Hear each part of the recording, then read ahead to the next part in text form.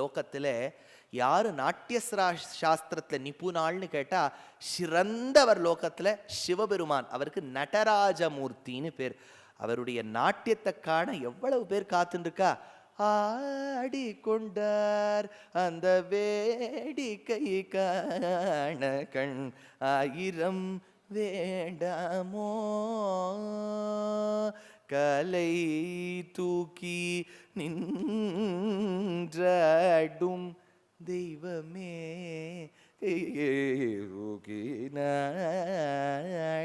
தெய்வமே, இடது பதம் தூக்கியாடும்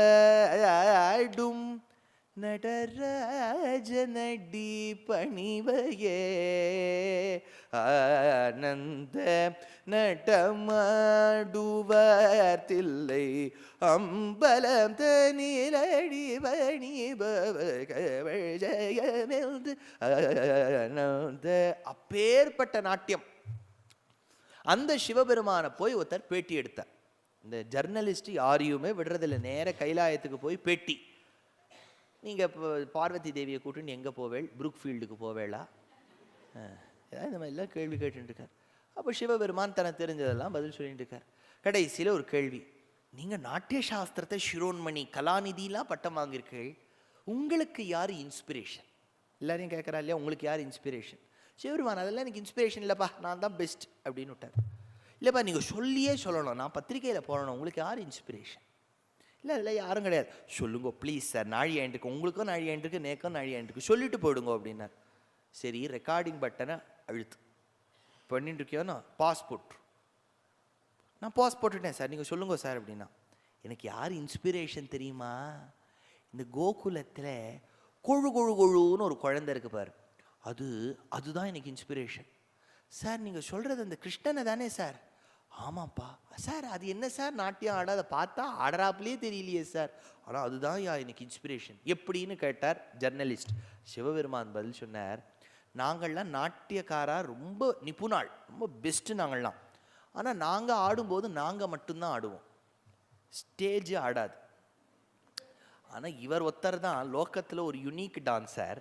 இவரும் ஆடுறார், ஸ்டேஜும் ஆடுறது. யோசிச்சு பாருங்களேன், ஒரு டான்ஸர் ஆட விடுங்க, ஸ்டேஜும் ஆடும் மாமி, நீங்களும் சேர்ந்து ஆடணும்னா பாமி பயந்துருவா.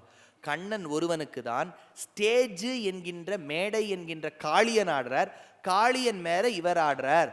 அப்படிங்கிற கட்டணையை பாகவதத்தில் சேவிச்ச பட்டத்ரீள் நாராயணியத்தில் யோசிச்சாராம், இதெல்லாம் நடந்திருக்குமா? சின்ன குழந்தை, 7 வயசு குழந்தை, அவ்வளவு கொடுமை விஷமுள்ள அந்த காளிங்கன் மீது நர்த்தனம் செய்திருக்க முடியுமா? இது எனக்கு நடந்திருக்குமோன்னு தோணலையே நினைச்சாராம். குருவாயூர் சன்னதியில் நமஸ்கார மண்டபத்தில் தலையை சாய்த்து விட்டு கண்ணை மூடிண்டாராம். திடீர்னு சலசலான்னு ஒரு சப்தமாம். என்னன்னு கண்ணை திறந்து பார்த்தா கோவில் பக்கத்தில் இருக்கக்கூடிய குளத்திலேருந்து ஒரு அரவம் பீரிட்டு கொண்டு வந்து பகவான் நர்த்தனம் ஆடி காமிச்சாராம். நான் நர்த்தனம் ஆடினேன், நம்பாம இருக்காத பட்டத்ரீள்னாராம்.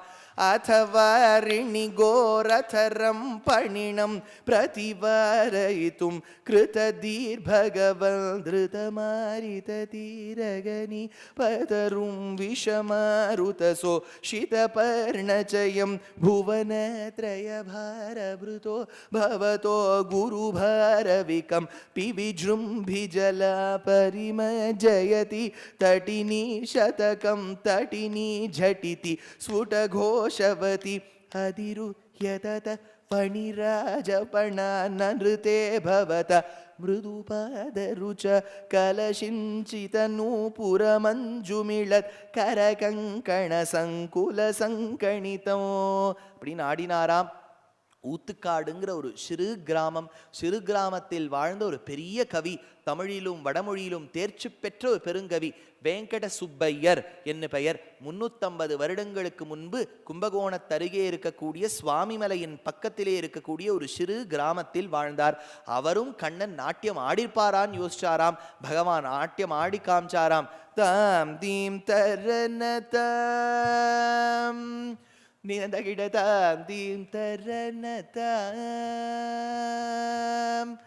தாமிததஜ்ஜம் தகதஜ்ஜம் தகதிக தஜ்ஜம் தாம் தாமி தஜ்ஜம் ஜம் தக்கிட்டக்க நம் தக்கிட்டக்க தஜ்ஜம் தாம் தாமி தஜ்ஜம் தக தஜ்ஜம் தகதிக தஜ்ஜம் தாம் நீல மனோஹர ஜால மனோஹர ಭುಜಂಗ ನರ್ದನ ನೀರಜ ತಟಾಕ ಅತಿ ಮೃದುಳ ಪದ ನಿಕಟ ತರಂಗು ತುಂಗ ತಾಟಂಕ ನರ್ತಕ ನರ್ತಕ ತಾಂ ತತ್ತೋಂ ತತ್ತೈ ತತ್ತಿಗೃಜಗ ಯಮುನಾ ತಟಾಕ ತುಂಗ ತರಂಗಂ ವಿಮವದಸ್ವನಮ ರಮಿತ ಶುಭಾಂಗಂ ಹಿತಸ್ತಟಸ್ತಟ ಯಮುನಾ பாங்கம்னு ஆடினாராம் பகவான். அதை ஊத்துக்காடு கவி வர்ணிச்சார், பட்டதிரில் வர்ணிச்சிருக்கார், தேசிகன் வர்ணிச்சார்.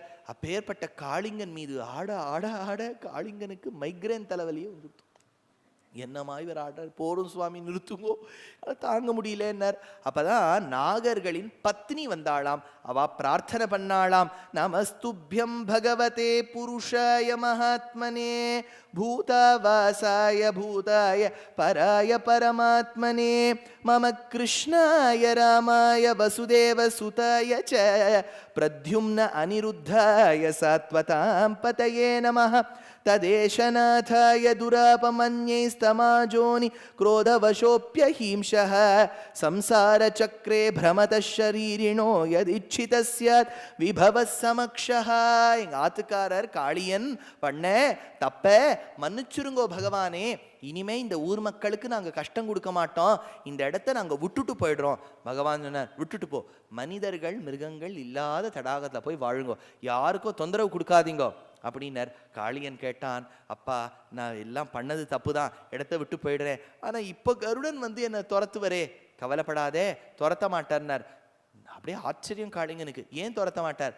ஏன்னா நான் உன் தலை மீது நாட்டியம் ஆடும்போது என் காலில் இருக்கக்கூடிய சங்கு சக்கர ரேகைகள் உன் பனாமண்டலத்தில் விழுந்துருத்து, மேலேந்து பறந்து செல்லக்கூடிய கருடன் சங்கு சக்கரத்தை பார்த்தா கை கூப்பிட்டு போவார், ஒன்றும் பண்ண மாட்டார்னு சொன்னாராம். இப்போ நாகபத்தினிகள்லாம் மாணிக்கங்களை எல்லாம் சேர்த்து பகவானுக்கு ஒரு ஹாரம் கொடுத்தாளாம். பணிவது ஜனதத்தமணிவ்ரஜ ஜன்வலிதஹரதுகூல விபூஷிதஹ தடகதை பிரமதா ஸ்ருதி விமஸ்ரிதை சமகதா ஸ்வஜனைர் திவசாவதௌ சொன்னா. அப்புறம் காட்டு தீ வந்ததாம் நந்தகோகுலத்தில், விருந்தாவனத்தில் காட்டு தீயை புஜித்தாராம் பகவான். எல்லாரும் கண்ணா கண்ணான்னு கத்த, எல்லாரும் கண்ணை மூடிக்குங்கோன்னு சொல்லிட்டு காட்டு தீயை புஜித்தார். ஏன் புஜித்தார்னு கேட்டார். ஆகாஷாத் வாயு வாயோர் அக்னி அக்னேராபஹ அத்ய பிருத்திவி பிருத்திவியாம் ஓஷதயா. இதை பற்றி நான் 2வது நாள் வராக அவதாரம் சொல்லும் போது சொன்னேன், பஞ்சபூதங்கள்னு. அதில் அக்னி, நாம் அக்னியை கண்டா பயப்படுறோம், ஆனா அக்னி யாரை கண்டு பயப்படுறதுன்னா வேதம் சொல்றது, பீஷாஸ்மாத் வாதஃ பவதே பீஷோதேதி சூர்யா பீஷாஸ்மாத் அக்னிதேந்திரஸ்ச மிருத்யுர்தாவதி பஞ்சமைதி. பகவானை கண்டு அக்னி பயப்படுறதா. இப்போ அக்னியை புஜிக்கிறார். ஏன்னு கேட்டார், ஏன்னா பட்டதிரிகளுக்கு சொன்னார், பீத்தத்துவம் நெருப்புக்கு உண்டு என்றபடியால். பீத்தத்துவம்னு வடமொழியில சொன்னா மஞ்சமசேல்னு இருக்கக்கூடிய தன்மைன்னு அர்த்தம். இன்னொரு அர்த்தம் குடிக்கக்கூடிய தன்மையில் இருக்கக்கூடியதுன்னு அர்த்தம். இத்தனை நாள் நெருப்பு நம்பின்னு இருந்துதான் நமக்கு பீத்தத்துவம் உண்டுன்னு, அப்படின்னா மஞ்சமசேல்னு இருக்கக்கூடிய தன்மை உண்டுன்னு. எப்போ பகவான் அதை குடிச்சாரோ, ஓஹோ இவர் எப்போ நம்மளை குடிச்சாரோ அப்பதான் பீத்தத்துவம் இருக்குன்னு தெரிஞ்சதுன்னாராம். ஷிகினி வர்ணதயேவஹி பீத்தத பரில சத்யதுனா கிரியயாப்யசௌ இதி நுத பசுபைர் முதிதைர் விபோ ஹர ஹரே துரிதை சஹமே கதான். அப்புறம் கண்ணனும் அவனுடைய அண்ணாவான பலராமனும் 2 கோஷ்டியாக பிரிந்து விளையாடினார்கள். அதுல யாரு ஜெயிச்சிருக்காளோ தோத்தவா அவளை சுமந்து கொண்டு செல்ல வேண்டும். பிரளம்பன் என்னும் ஒரு அசுரன் ஆயர்கள் கூட்டத்துக்குள்ள நுழைஞ்சுட்டான். பலராமரை தூக்கி சென்றான். பலராமரை தூக்கி செல்லும் போது வளர்ந்து கொண்டே போனான். கண்ணனை பார்த்தார் பலராமர். சொன்னார், அப்பா நீதான் ஆதிசேஷன், உலகத்தையே தாங்குபவன், ஒரு குத்துனர். பிரளம்பனை கொன்னு முடித்தார். அதனால பலராமன் கையால பிரளம்பனின் வதம் ஆச்சு. அப்புறம்தான் பகவானை நோக்கி பெண்கள்லாம் விரதம் இருந்தார்கள். காத்தியாயனி மகாமாயே மகாயோகின் யதீஸ்வரி நந்தகோபசுதம் தேவி, ஹே மாதே எங்களுக்கு கண்ணனை வீட்டுக்காரராய் கொடு. ஒரு பெண்ணில் 2 பெண் இல்லை, 5 லட்சம் பெண்ணும் இதையே தான் கேட்டா.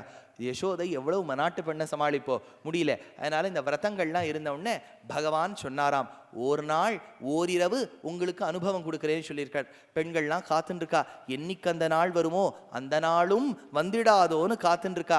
அப்பதான் ஒரு நாள் பகவான் என்ன பண்ணாராம், புல்லாங்குழல் ஊத ஆரம்பிச்சதா சொல்றார் பட்டதிரில். ரொம்ப அழகா சொல்றார். அந்த கண்ணன் ஊதும் போது கண்ணனுடைய அந்த இனிய குழல்நாதம் எல்லோருக்கும் கேட்டதாம். கண்ணன் ஊத ஆரம்பிச்சார்.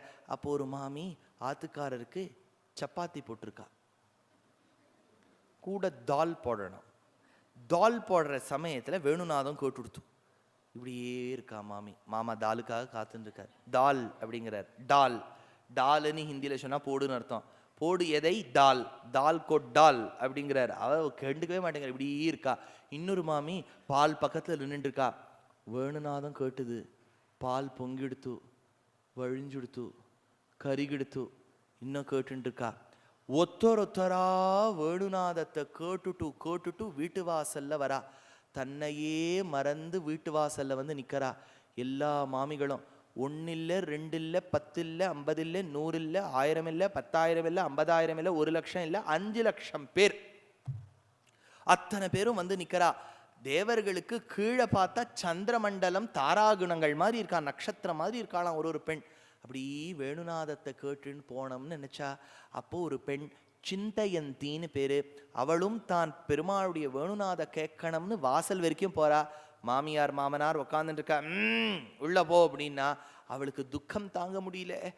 ஓன்னு அழுதா. ஐயோ வேணுநாதம் என்னமா இருக்கு அப்படின்னு சந்தோஷப்பட்டா. மோட்சத்துக்கு போயிட்டா. எப்படின்னு ஒரு கேள்வி வந்தது பராசரருக்கு விஷ்ணு புராணத்துல. எப்போ இவா தடுக்கும் போது ஒரு துக்கம் ஏற்பட்டு அழுதாளோ அவள் செய்த பாவங்களை கழித்தாள். எப்போது வேணுநாதத்தில் ஈடுபட்டு சுகத்தை பெற்றாளோ அப்போது புண்ணியத்தை கழித்தாள். புண்ணிய பாபங்கள் கழிந்தவள் சிந்தையந்தி வேணுநாதத்தை கேட்டுண்டே வைகுண்டத்துக்கு ஏறினா சொல்றார். எல்லாரும் வாசல்ல வரா, நடந்து போறா.